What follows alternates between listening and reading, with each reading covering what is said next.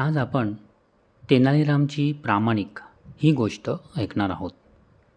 दरबारात एकदा गरीब माणसाचे स्वभाव कसे असतात, श्रीमंतचे स्वभाव कसे असतात यावर चर्चा चालली होती. सगळ्या मंत्र्यांनी या चर्चेत गरिबांना अप्रामाणिक ठरवलं. सगळे म्हणाले की गरिबीमुळे हे लोक खोटं बोलतात, चोऱ्या करतात वगैरे. तेनालीरामने हे मुळीच पटलं नाही. तो म्हणाला, महाराज, मला हे मुळीच मान्य नाही. प्रामाणिकपणा, अप्रामाणिकपणा हा ज्याच्या त्याच्या स्वभावावर अवलंबून आहे. त्याच्या गरिबी श्रीमंताशी काही संबंध नाही. हे ऐकून सगळे मंत्री म्हणाले, महाराज, असं असेल तर ह्याने हे सिद्ध करून दाखवावं. तेनालीराम म्हणाला, ठीक आहे, त्याकरता मला 1,000 सुवर्णमुद्रा भरलेल्या 2 थैल्यास लागतील. महाराजांनी ते लगेच कबूल केले. तेनालीरामने महालक्ष्मीच्या देवळात वाटेवर थोड्या अंतरावर पहाटेच्या सुमारास 2 थैल्या टाकून ठेवल्या.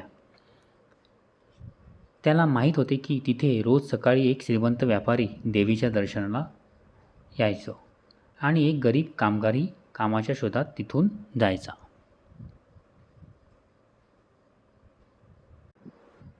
महाराजांनी ते लगेच कबूल केले.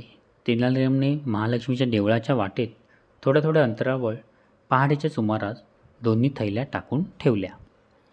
त्याला माहीत होते की तिथे रोज सकाळी एक श्रीमंत व्यापारी देवीच्या दर्शनाला यायचा आणि एक गरीब कामगारही कामाच्या शोधात तिथून जायचा. तेनालीरामने राजाला फक्त थैल्या रस्त्यावर टाकून ठेवल्याचं सांगितलं. आता पुढे काय घडतं? त्यांनी दोघे वाट पाहू लागले.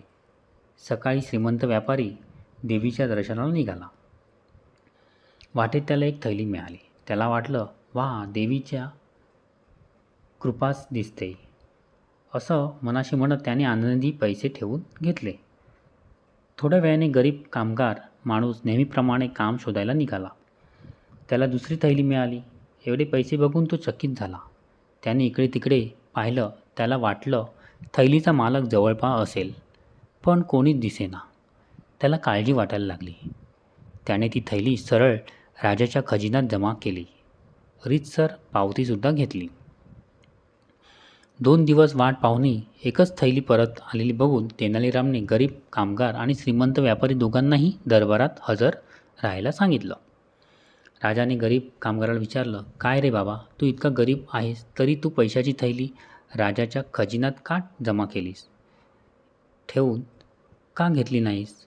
तो म्हणाला, महाराज, मला असं वाटलं की ज्या माणसाचे एवढे पैसे हरवले तो किती काळजीत असेल. पैशाची शोधाशोध करून रडकुंडीला आला असेल. त्याला त्याचे पैसे परत मिळावेत म्हणूनच मी असं केलं. हे ऐकून राजाला त्याचं कौतुक वाटलं. त्याने त्याला राजवाड्यात नोकरी देऊ केली. मग त्याने श्रीमंत व्यापाऱ्याला विचारलं, काय रे, तुला मिळालेली थैली तू का जमा केली नाहीस? तुला काय गरज होती त्या पैशाची एवढी की तुला ते ठेवून द्यावेसे वाटले? व्यापारी घाबरून म्हणाला, क्षमा करा महाराज, मला वाटलं की मला देवीनेच प्रसाद म्हणून दिले ते पैसे, म्हणून मी ते घेतले आणि व्यापारात घातले. पण महाराज, मला खूप घट झाली हो. चांगलाच फटका बसला. राजाने त्याला थैलीतले पैसे परत करायला सांगितले. ते वेगळेच, नशीब शिक्षा केली नाही. राजाने तेनालीरामचं म्हणणं मान्य केलं की प्रामाणिकपणाचा गरीब श्रीमंतावर काही संबंध नसतो. नेहमीप्रमाणे याही वेळी बाकीचे दरबारी मूग गिळून गप्प बसले.